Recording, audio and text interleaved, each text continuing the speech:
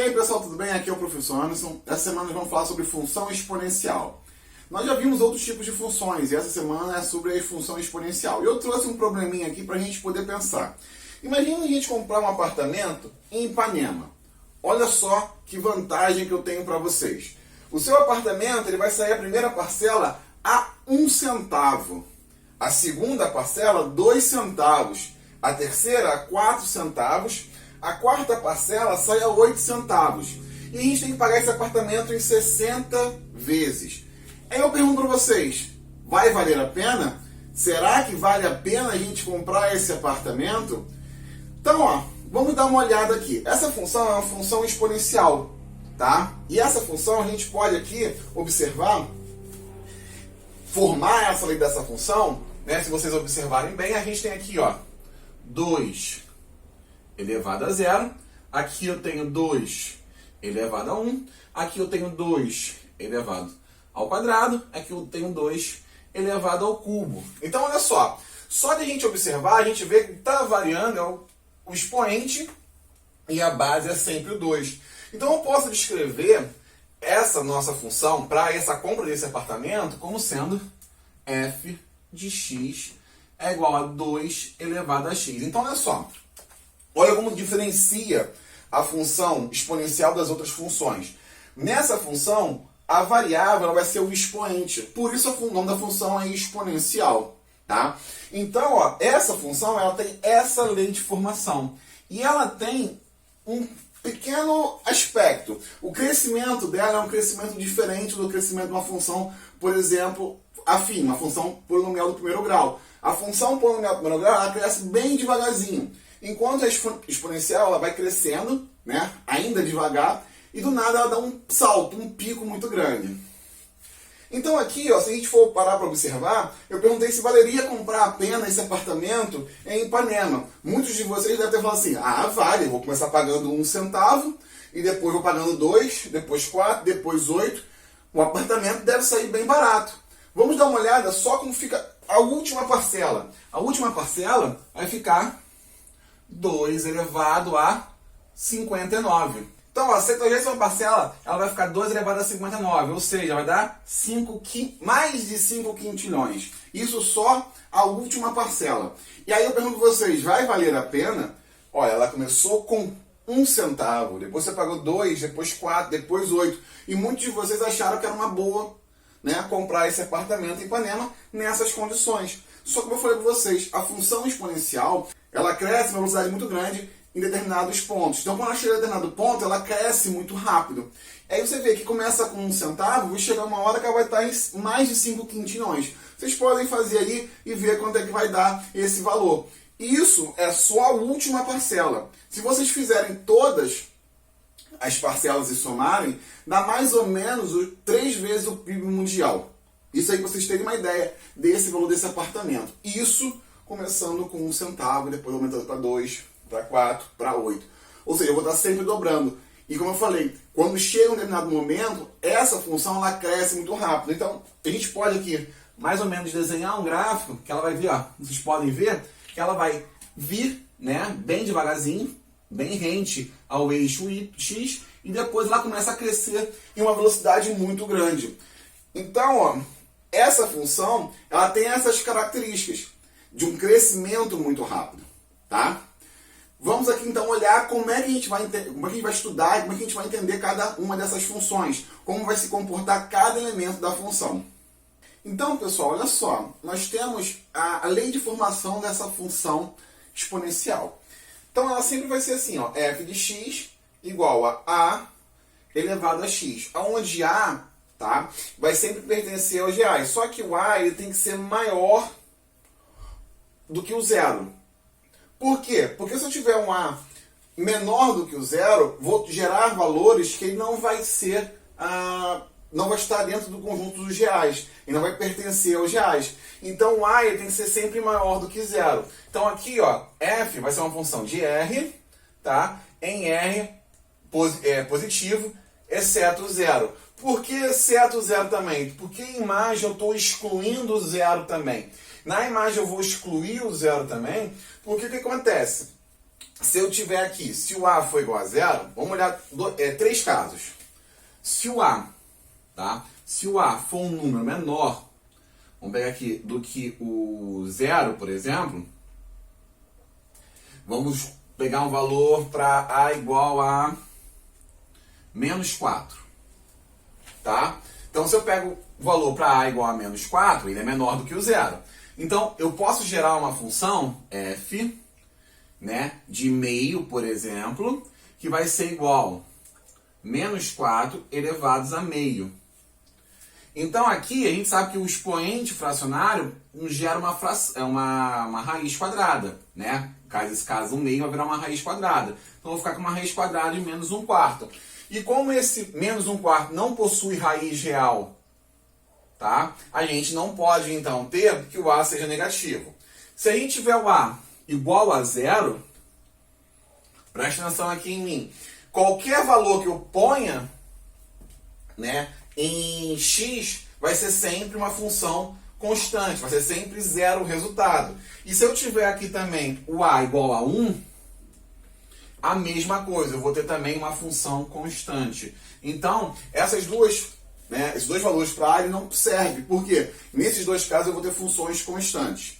E eu não posso ter valor negativo porque ele não vai pertencer aos reais.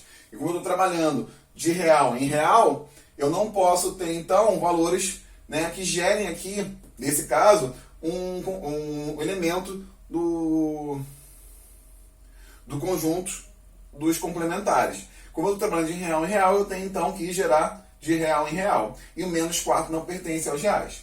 Já o zero, eu não posso botar porque ele vai gerar uma constante. E 1 eu também não posso botar porque vai gerar uma constante. Por quê? Independente dos valores de x que vão variando, se eu ponho 0 ou 1 aqui, eu sempre vou ter o mesmo valor. Se eu botar A igual a 0, sempre vou achar 0. Se eu botar A igual a 1, eu sempre vou achar 1, independente do valor que a gente vai trocar o x. Tá? De quanto for variar, a gente sempre vai manter o mesmo valor. Então, vai ser constante e não será exponencial. O eixo x, ele nunca vai tocar o nosso gráfico. Então, aqui eu tenho um gráfico, como vocês podem ver, ela vai crescer, ela vai vir bem rente ao eixo x, mas nunca vai tocar o eixo x em si. Tá? Ela vem sempre muito rente. E a nossa função vai vir aqui e chega uma hora que ela dá uma guinada e ela começa a subir muito forte. Então, ó, ela vai vir bem paralela, bem rentinha ao eixo x, não paralela, mas bem rente ao eixo x, vai sempre passar nesse ponto aqui, que é o ponto 1, tá? Por que você vai passar no ponto 0, 1? Porque aqui, nesse ponto, é justamente quando x vai ser 0. Quando x é 0, eu tenho qualquer coisa, independente qual seja o A, vai dar sempre 1. Então, ela sempre vai passar por este ponto aqui, que é o ponto 0, 1. E aí ela vem e dá uma guinada para cima. E preste atenção que como ela não vai tocar no eixo x, o eixo x nós chamamos de assíntota, que é um eixo que ele fica bem rente, tá? Nosso gráfico, mas ele nunca toca. Então, a gente chama o eixo x de assíntota, ok? Vamos dar uma olhada em mais algumas coisinhas de função exponencial. Então, olha só, vamos montar um gráfico para essa função. Se a gente olhar aqui, a gente tem essa função 2x mais 2. Então, como é que a gente vai desenhar esse gráfico? Assim como a gente havia feito na função polinomial do primeiro e também na função polinomial do segundo grau, nós vamos fazer para a função exponencial. Nós vamos sempre aqui dar um valor para x e achar um valor para y. Se a gente der valores negativos para x, nós vamos achar ainda o y, que não pode ter aqui o a negativo.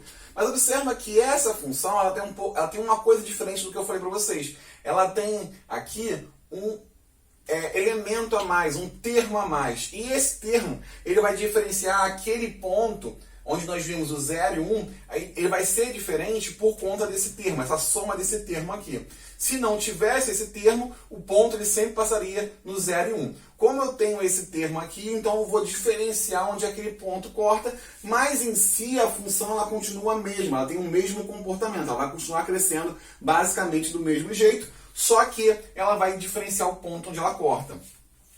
Se a gente pegar aqui, no exemplo, o menos 1 para x, tá? Vocês vão poder substituir aqui no lugar do x o menos 1. Então vai ficar, ó, 2 elevado a menos 1 mais 2. Então aqui vai ficar meio, né? Porque a fração, o expoente negativo vai inverter essa fração toda aqui. A gente sabe que 2 é 2 sobre 1, então inverte, mais 2. Resolvendo isso daqui, a gente vai ter 2 vezes 2, 4, mais 1, 5, então aqui vai dar 5 meios. Tá? Então aqui vale 5 meios. E se a gente pegar x igual a 0, pegar x igual a 0, vai ficar 2 elevado a x, que vai dar 1. Vou somar 2, vai ficar 3. Então aí, ó, a gente consegue observar onde ela vai cortar agora o eixo y. Ela não vai cortar mais no 0 e 1, ela vai cortar no 0 e 3. Então, se eu tenho esse termo a mais, significa então que eu vou modificar onde ela vai cortar o meu eixo. Mas não significa que ele vai ficar muito diferente. Aí se eu pegar aqui o x igual a 1, e aí ele vai cortar 2 elevado a 1. Vai dar 2, 2 mais 2 vai dar 4. Então eu vou pegar aqui o 4. Tá? E vou aqui montar o meu gráfico. Então aqui é menos 1. E aqui então vai ser 5 meios. Tá? 5 meios. E aí eu consigo montar o meu gráfico. Ele vai fazer assim, ó.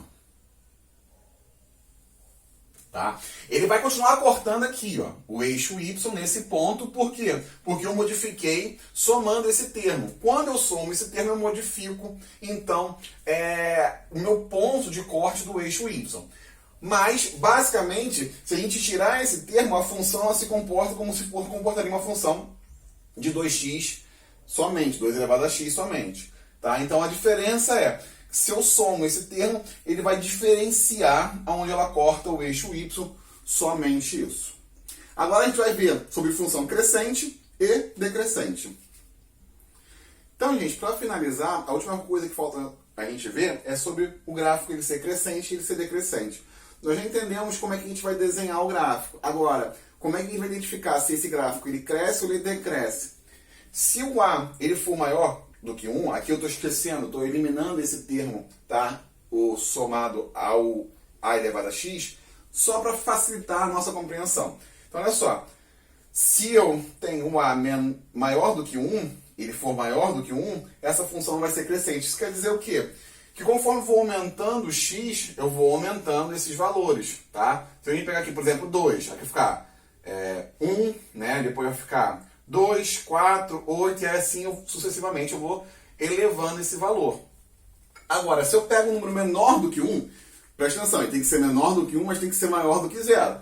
Se eu pego um número menor do que 1, eu vou ter então uma função decrescente. Um exemplo, pega essa função aqui,